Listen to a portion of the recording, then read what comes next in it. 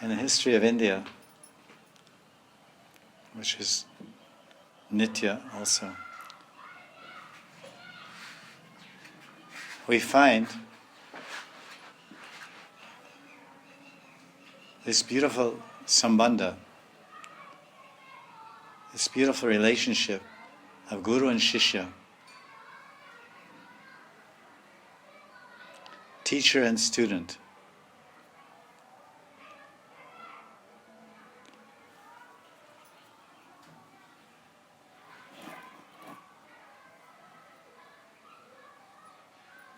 And the teacher is to give wisdom to the student, to give wisdom about spiritual matters that will make one illuminated and bring about peace in the mind and heart in this life and for this life. Peace in the mind and heart. And more importantly, the wisdom that the Guru gives to the disciple should elevate their consciousness and bring them closer and closer to the Absolute Truth.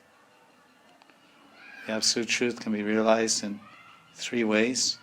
Each one is eternal, each one is blissful, and each one is perfect. Depending on one's outlook or inclination, one will strive for one type of perfection or another type of perfection. Vedanti tat tattvavidas yat tat jnanamadvayam brahmati pamatmati bhagavanti shabhyate. There are three ways to realize the Absolute Truth, and each one is perfect, eternal, and blissful.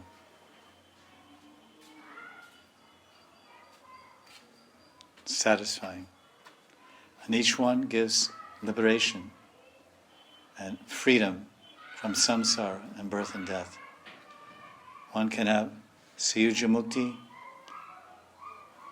Nirvishesh Brahman, the Advaitin path leading to the Brahmajyoti, Brahmananda,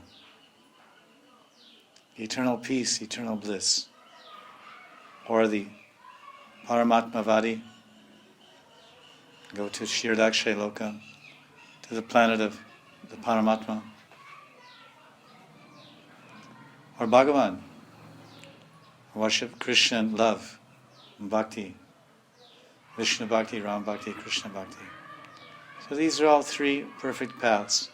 So the Guru gives his wisdom to make our immediate life peaceful and to bring us to the Absolute Truth and liberation.